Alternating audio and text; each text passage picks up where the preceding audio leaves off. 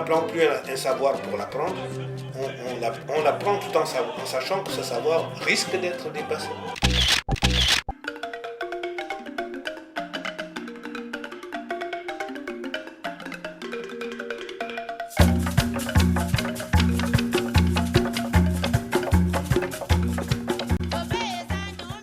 Professeur Bonaventure Biando, bonjour. Bonjour Steve. Nous allons aujourd'hui aborder deux thématiques importantes qui ont été aussi au cœur de notre traversée, au cœur de notre parcours. D'abord au Gabon à Libreville.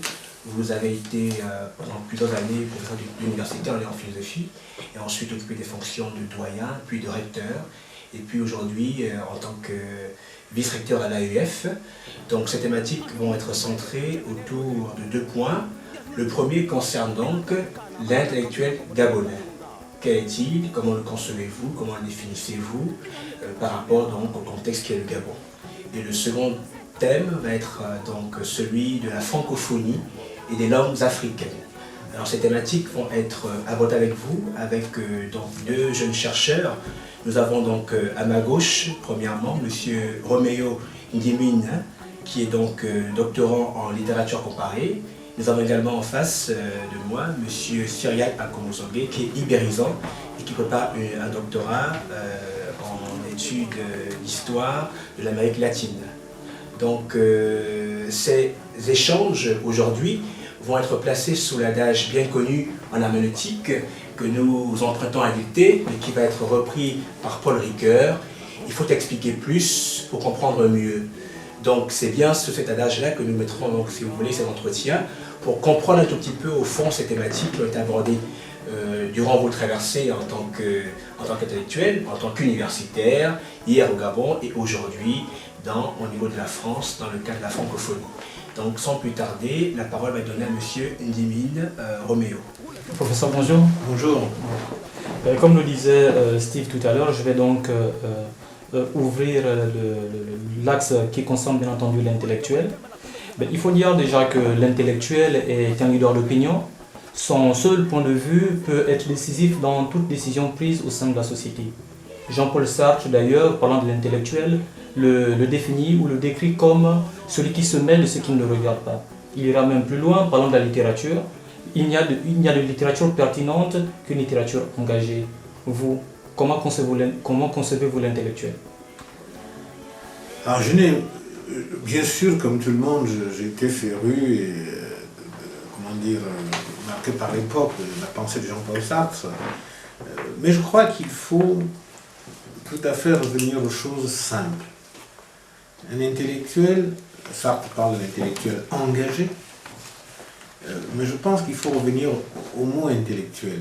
Intellectuel, c'est au fond celui qui, par son intelligence, parce qu'il réfléchit au fond, essaye de clarifier, de comprendre les choses. Ricoeur disait d'ailleurs que le propre de l'intellectuel, c'est de clarifier, d'éclairer, de permettre à tout le monde de mieux comprendre. Et c'est pour ça que vous êtes parti de la formule de Dilthey. Ce que je crois, au fond, c'est que être intellectuel, c'est quelque chose qui va justement à l'encontre de l'engagement.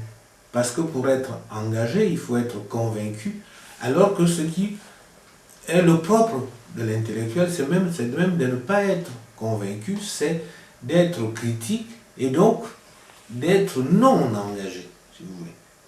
Mais pendant une période de l'histoire de la pensée, on a fait le lien entre être intellectuel et engagé pour défendre des causes. Or, quand on défend des causes, on est passionné, on n'est pas forcément dans la pure rationalité, on n'est pas forcément dans celui qui met à distance les choses pour mieux les comprendre. Alors, bien sûr, tout individu est traversé par ces deux modes que sont l'engagement et la pensée. Et le philosophe aussi. Le philosophe d'ailleurs aimerait que ses pensées puissent être traduites en actes, donc en engagement. Mais, bien sûr, quand on va dans l'engagement, on peut se tromper, etc., etc. Ce que je voudrais dire s'agissant de mon parcours, si vous voulez, c'est que je n'ai pas voulu, ou je cru que ce n'était pas mon rôle d'être un intellectuel qui allait savoir tout sur tout et notamment une certaine vérité, entre guillemets, idéologique, et qui pouvait donc traduire un certain nombre de choses. J'ai voulu au contraire me mettre à distance de ça et plutôt voir l'intellectuel comme celui qui se met, notamment dans le métier d'enseignant, se met dans la compréhension des phénomènes sociaux, dans la compréhension je dirais, de la matière, de ce qu'il voit au quotidien, pour véritablement mieux le restituer, pour rendre cela intelligible à ses compatriotes, pour rendre cela intelligible à la société. Voilà un petit peu, c'est dans ce sens, si vous voulez, que, bien sûr, le rôle d'un professeur n'est pas de dire à ses étudiants, voilà ce que je pense de la vie, mais c'est le rôle du professeur, c'est en faisant un cours, c'est de tenter de donner la meilleure connaissance du domaine, ou du philosophe, ou d'une pensée, pour que finalement l'ensemble des acteurs, l'ensemble de ces auditeurs puissent mieux comprendre les enjeux, et à ce moment-là, en leur âme et conscience, puissent véritablement, s'il y a engagement, s'engager. Vous voyez, donc, le philosophe n'est pas celui qui dit, écoutez, voilà la bonne cause, il faut s'engager. Le vrai philosophe, c'est peut-être celui qui permet à tout le monde d'avoir, je dirais, une meilleure connaissance des termes. Et ensuite, à ce moment-là, plus que chacun est averti, chacun peut à ce moment-là s'engager. Oui, mais le philosophe, justement, vivant dans la cité, bien que dans un contexte, bien entendu, d'éclaircissement de situations sociales, il est tout de même difficile pour lui de ne pas prendre parti à un moment donné. Le philosophe peut-il se limiter ou se confiner dans ce rôle d'éclaircisseur? Ne peut-on pas également le concevoir comme éveilleur de conscience?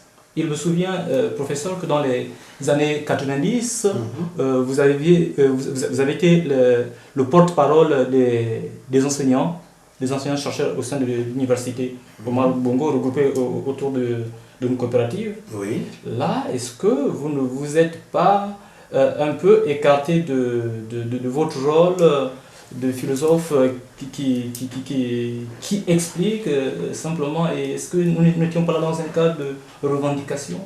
Bien sûr, c'était un cadre de revendication, c'était très important. Je veux d'abord dire, si vous voulez, que quand je dis que le philosophe doit d'abord éclairer le chemin, il doit d'abord analyser. Nous l'avons fait, cela. Nous l'avons fait. Et il se trouvait qu'aux années 90, notre pays était au fond, vivait des secousses liées à une crise économique aux années 80, qui était la crise des plans d'ajustement structurel, et qui avait au fond, je dirais, selon une idéologie dont on connaîtra plus tard les tenants et les aboutissants, avait décidé que l'enseignement supérieur finalement ne reposait sur rien, et qu'il fallait plutôt prioriser l'éducation de base. Donc on s'est retrouvé aux années 90 avec une crise économique, une double crise économique et mondiale, et qui a amené à ce que les enseignants de l'université Omar Bongo, à l'époque, la première université du pays, et à l'époque il y en avait deux, eh bien s'engagent, et parce qu'ils vivaient des salaires de plus en plus bas, leurs conditions de vie et d'existence étaient médiocres, parce que leurs conditions de travail se dégradaient de jour en jour. Donc il fallait au fond qu'on s'engage. Alors cela s'est fait d'abord par l'analyse. Beaucoup d'entre nous avions analysé que par rapport à ce que nous gagnions à formation égale, et par rapport à ce que gagnait, je ne sais pas moi, un magistrat ou une autre profession en tant que fonctionnaire, eh bien, on mettrait 30 ans pour atteindre ce même niveau de salaire. Et nous pensions que ce n'était pas bon pour un équilibre de la société. Et c'est à ce titre-là que les enseignants du supérieur se sont donc mobilisés, et cette mobilisation a abouti à un certain nombre de revendications, a abouti à ce que les revendications puissent être prises en compte par les autorités politiques. Alors, bien sûr, dans ce mouvement, j'ai été porte-parole. Comme vous le dites bien, un porte-parole ne manifeste pas forcément ses propres avis, il porte la parole de l'ensemble de la communauté qui le représente. Et donc, je ne peux pas dire que c'était strictement un travail de philosophe, même si je ne nie pas ce que j'ai fait, mais je dois dire que c'était une décision mûrement réfléchie, cette réflexion était collective, elle était organisée, elle partait de faits, et elle aboutit à des faits. Oui, professeur, il faut dire qu'actuellement au Gabon, force est de constater certaines pratiques, certaines crises condamnables, à l'exemple des incestes ou des crimes rituels, des viols. On a vu des petites filles de moins de 14 ans qui ont été abusées par leurs voisins, par un oncle. Et là, on constate que les intellectuels gabonais sont presque enfermés dans un mutisme, ils ne réagissent pas. Qu'est-ce qui pourrait expliquer justement ce manque d'influence, s'il est question de manque d'influence des intellectuels gabonais par rapport à ce genre de problèmes qui sont courants au sein de la société gabonaise? Alors, il y a d'abord la société gabonaise, comme toutes les sociétés du monde, sont des sociétés en mutation. Sont des sociétés en mutation rapide, parce qu'elles vivent un certain nombre de crises, elles sont à la conjonction de la mondialisation, elles voient des choses qu'elles n'avaient jamais vues, elles ont des images de leur propre vécu. Bref, ce sont des sociétés qui sont traversées par plusieurs forces et par plusieurs crises. Et ces sociétés, alors la première difficulté, c'est comment les analyser. Eh bien, il est évident que l'intellectuel habituel a tendance à avoir un discours de type politique sur la société, mais pas forcément un discours de type analytique qui analyse les choses, les faits, les causes et essaie de les comprendre. Or, toute société a un imaginaire, et cet imaginaire est particulièrement développé chez nous. Or, il y a des sociologues, par exemple, des anthropologues qui s'intéressent à cet imaginaire, par exemple les travaux de Joseph Tonda, pour ne parler que de lui, qui analysent notamment le mouvement des enfants sorciers, le mouvement des tuer-tuer, hein, pourquoi on fait cette répétition de tuer-tuer, pour bien insister, des gens qui ont perdu doublement, ce sont des prostituées qui définissent de cette manière parce qu'elles ont doublement perdu leur vie, parce qu'elles se sont sorties de la société habituelle pour devenir prostituées, et ensuite elles se sont senties encore une deuxième fois victimes d'elles-mêmes parce qu'au fond elles font marcher de leur corps. Donc tout cela, nous sommes dans une société qui commence à s'ouvrir sur elle-même et à se comprendre elle-même. Mais il faut, c'est là où nous manquons de perspicacité, parce que autant beaucoup d'intellectuels sont prêts à faire des thèses, je ne sais pas moi, sur Marx ou sur Engels ou sur Hegel, mais autant la compréhension du réel qui nous intéresse et qui nous intéresse au plus haut point est marginalisée. Or, une société qui ne comprend pas elle-même ses propres mutations, qui ne comprend pas elle-même son propre quotidien, eh bien, ne peut pas véritablement avancer. Or, nous devons avancer. Alors, je ne dis pas que les phénomènes que nous vivons, tels que l'inceste, ça a toujours existé, c'est vrai, mais aujourd'hui, à quel rythme, à quelle fréquence, quels sont les mécanismes, je dirais, est-ce que c'est une maladie individuelle ou c'est un phénomène social? À partir de quel moment ça devient un phénomène social? Et pourquoi? Donc, tout cela, je crois qu'aujourd'hui, tous les intellectuels, je suis d'accord avec vous, tous les intellectuels doivent réfléchir sur ces questions-là. Et je pense que peut-être la difficulté, c'est que beaucoup de nos intellectuels n'osent pas. Mais je pense que certains, en tout cas, je parlais de Joseph Tonda tout à l'heure, sont à même de comprendre comment commencer à comprendre ces phénomènes, à les étudier et à montrer comment tout cela aboutit dans des cercles de représentation au sein de l'imaginaire social.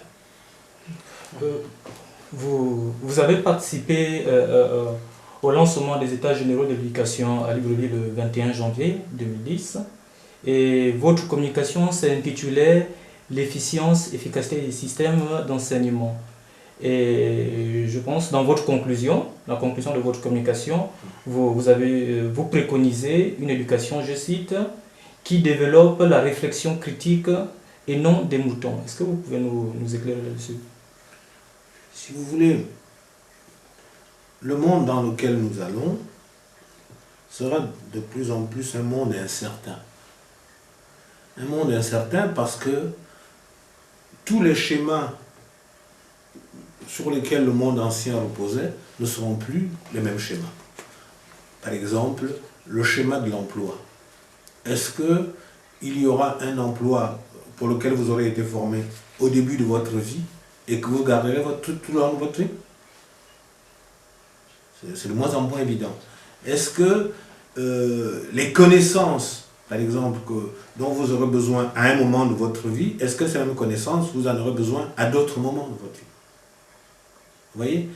Donc, est-ce que finalement vous ferez le même métier tout au long de votre vie? Est-ce que vous ne changerez pas au vu des besoins de la société, au vu des besoins des économies?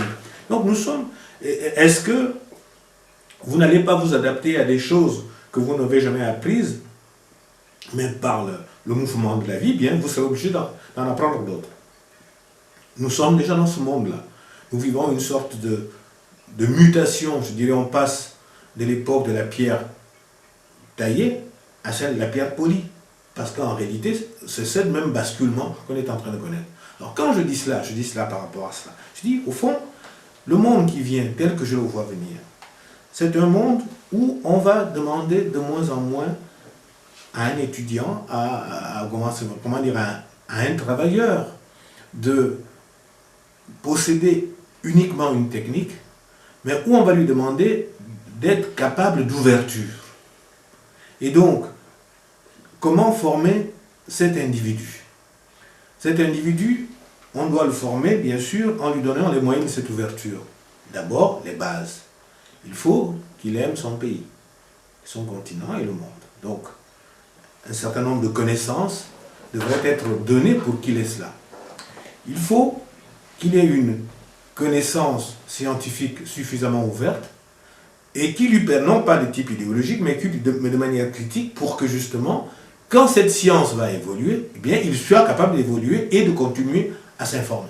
Et non pas quelqu'un qui aura appris la science comme l'apprenaient, je dirais, nos parents aux années 50, et puis ça s'arrête là. Hein, vous voyez? Donc, quelqu'un qui soit capable d'ouverture, de s'adapter. La troisième chose dont il aura besoin, c'est cette capacité à travailler avec plusieurs mondes. Donc, cette capacité à parler d'autres langues et à connaître d'autres cultures.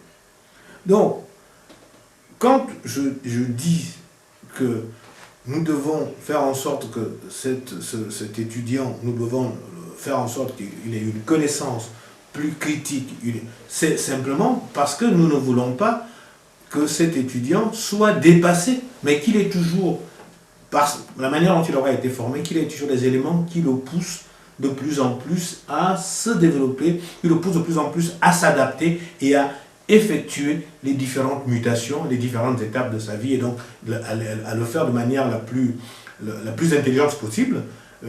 Donc ce ne sera pas un récitant, mais aussi la plus active possible. Vous voyez ce que je veux dire? C'est véritablement ça. On n'apprend plus un savoir pour l'apprendre, on apprend tout en sachant que ce savoir risque d'être dépassé. Donc, la méthode, au fond, c'est quelles sont les méthodes qu'on doit lui donner pour qu'il puisse critiquer ce savoir, pour qu'il puisse en percevoir les limites de ce savoir. Si vous voulez, c'est la pensée classique où il me semble, je raconte cette histoire dans un pays africain où j'étais reçu par un ministre de l'enseignement supérieur qui commence par me dire: ah oui, monsieur le recteur, je n'aime pas les philosophes parce que les philosophes ou les professeurs de français, comment peuvent-ils dire que voilà ce que voulait dire Baudelaire dans tel poème, etc., etc. Comment peuvent-ils être dans la tête de Baudelaire? Moi, je suis professeur de chimie. Eh bien, la chimie, c'est quand on prend tel élément avec tel élément, on le mélange, ça fait une explosion, et donc ça au moins, c'est une vérité. Et je lui disais: oui, mais d'accord, monsieur le ministre, mais vous savez, la différence, c'est que vous voulez un étudiant qui récite, qui ne voit que la manipulation, mais qui ne prend pas de recul pour justement comprendre toute la dimension critique.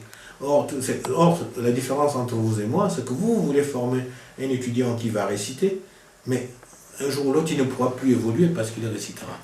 Et alors que nous voulons former des étudiants à l'esprit critique, ouvert, parce qu'au fond, ils seront mieux préparés à vivre les mutations du monde qui vient. Cette perspective-là, quand on vous entend comme ça, on pense tout de suite à Rabelais qui disait « Science sans conscience n'est que ruine de l'âme ». Et par ailleurs, vous dites dans un de vos ouvrages que au fond, le pensée magique, c'est, si vous voulez, cette pensée qui se déploie sans pourtant chercher à comprendre comment sont articulées les causes et les effets, comment sont articulés les phénomènes entre eux et comment ces phénomènes produisent d'autres phénomènes. Finalement, au niveau de l'Afrique, le Gabon particulièrement, lorsqu'on voit les phénomènes tels que la prostitution, tels que les abus sexuels des mineurs, parfois par des personnalités importantes, et que finalement l'intellectuel gabonais reste muet, finalement vous invitez justement ces universitaires gabonais à pouvoir pas seulement prendre position sur les plateaux de télévision, mais aussi de pouvoir réfléchir à ces questions-là de manière froide. C'est bien cela. C'est bien cela, c'est bien cela. Je crois que la réflexion doit revenir. Le seul vrai combat, c'est la réflexion. Ça permet de comprendre, ça permet d'analyser et ça permet d'avancer. Une société ne peut avancer sur ces mots que s'il les a bien analysés, et c'est quand elle aura bien analysé et compris ces mécanismes-là qu'elle pourra les dépasser, qu'elle pourra les critiquer, qu'elle pourra mettre toutes les barrières pour pouvoir, je dirais, lutter contre cette logique, comment dire, d'extraversion, cette logique perverse. Professeur Véando, Michel Foucault, aux années 80, avait écrit un livre qui s'appelle « Surveiller et punir ». Et on a vu comment ce livre a fait mouche, parce qu'il a permis justement au président Mitterrand, qui était à l'époque président de la France, de prendre une mesure tout à fait particulière, c'est-à-dire abolir la peine de mort. On a vu là un auteur, un philosophe, un intellectuel qui a écrit quelque chose, et qui a une résonance particulière. Est-ce qu'on a au niveau du Gabon un exemple concret d'un intellectuel et d'une figure du monde intellectuel qui, par une production scientifique ou bien par une prise de position au cours d'un débat ou au cours d'une conférence, qui a pu à un moment ou à un autre influer sur les décisions politiques, économiques de nos gouvernants, au Gabon ou ailleurs, en Afrique, bien sûr. Alors c'est bien sûr, c'est toute la rencontre entre, je dirais, deux niveaux de responsabilité, le niveau de la pensée et le niveau de l'action politique. Et il est évident que le philosophe, pour parler de moi, je n'ai jamais refusé de participer ou de m'engager ou d'apporter en tout cas un éclairage sur les sociétés pour éventuellement que cet éclairage puisse aboutir à des actions au niveau de l'action politique. Ce que je crois qui est majeur, alors je peux dire au fond, si on fait l'analyse de la science au Gabon, il y a, je dirais, 3 périodes. Il y a la période des fondateurs, qui est aussi un peu la période coloniale, un petit peu au-delà. C'est la période des gens comme Raponda Walker, monseigneur Raponda Walker, qui a une connaissance encyclopédique, mais qui a une connaissance du lien entre science occidentale et la science traditionnelle, si vous voulez, ces connaissances, ces classifications des plantes utiles du Gabon, enfin des contes et légendes, ces classifications des proverbes, bien tout cela permet de montrer que le Gabon n'était pas un no man's land en matière de science et qu'il y avait des choses. Ensuite, il y a la deuxième phase où un certain nombre de scientifiques, surtout de scientifiques, vont inviter le Gabon à avoir une politique scientifique. Cette politique scientifique va aboutir notamment aux années 75 à la création du CNRS, bien sûr un petit peu avant à la création de l'université de Marbongo, mais tout cela, il y a des noms connus, tels que François Ononguema, tels que Charles Nefane, tels que Laurent Biffaut, enfin bref, tels que Ados Ratanga, bon, tous ceux qui, à cette époque-là, qui sont des aînés, qui ont contribué à ce qu'il y ait une sorte d'architecture scientifique au Gabon. Certes, cette architecture venait en droit fil de l'architecture coloniale, mais cette architecture s'est allée. Alors ensuite, si vous voulez, prenons un exemple. à quel moment moi j'ai pu agir. Je prends un exemple. Aux années 83, 84, 85, 86, j'ai été directeur des études du CUSPOD, le Centre universitaire des sciences politiques et du développement, qui était autrefois l'école des cadres du parti.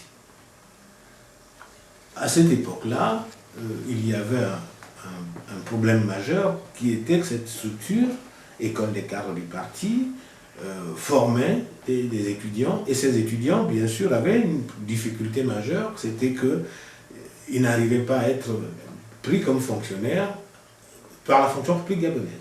Pour la simple raison que dans tous les ministères, même si on était à l'époque du parti unique, dans tous les ministères, bien, les gens ne comprenaient pas qu'une école des cadres du parti délivre des diplômes universitaires.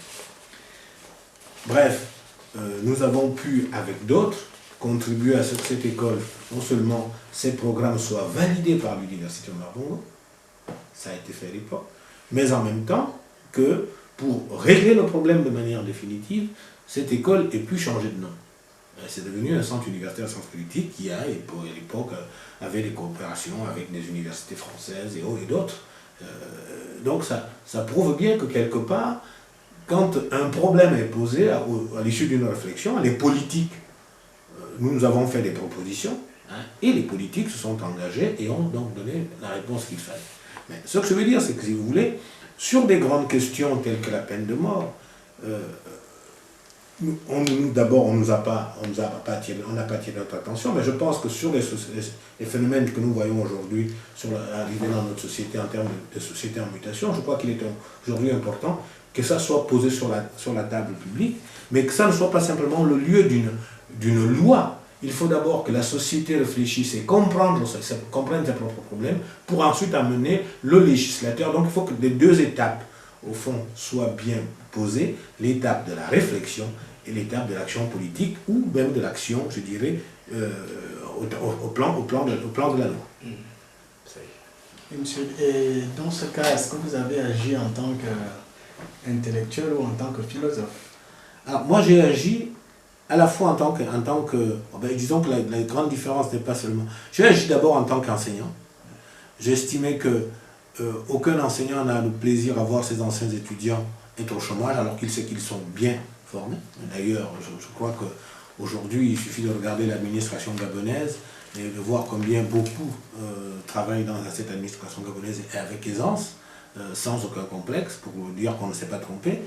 Et je crois que la pédagogie qui était donnée dans cette école était une pédagogie un peu différente des grands groupes de l'université. Donc c'était une pédagogie par petits groupes, ce qui permettait justement d'être très efficace et plus efficace.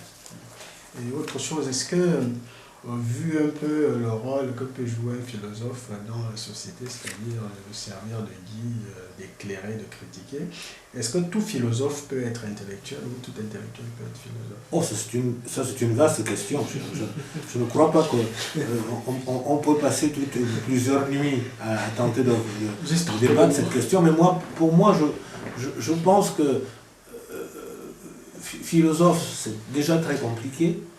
Intellectuel, c'est encore plus compliqué. Donc, je pense que moi, je suis celui qui est assis et par les analyses qu'il fait, par la compréhension qu'il a des phénomènes sociaux et de pensée, peut donner des conseils, en tout cas peut essayer d'améliorer et de permettre à la société d'avancer plus sereinement. Mais ce n'est pas une tâche facile, parce qu'il n'est pas forcément écouté, il n'est pas forcément lu. Et deuxième chose, ça permet aussi à la société de mieux se comprendre elle-même. Prenons par exemple le rapport de notre société des mathématiques. Il est couramment entendu que quasiment dans nos sociétés, il y a certains qui peuvent faire les mathématiques et qu'il faut être hyper brillant et que d'autres ne peuvent pas le faire.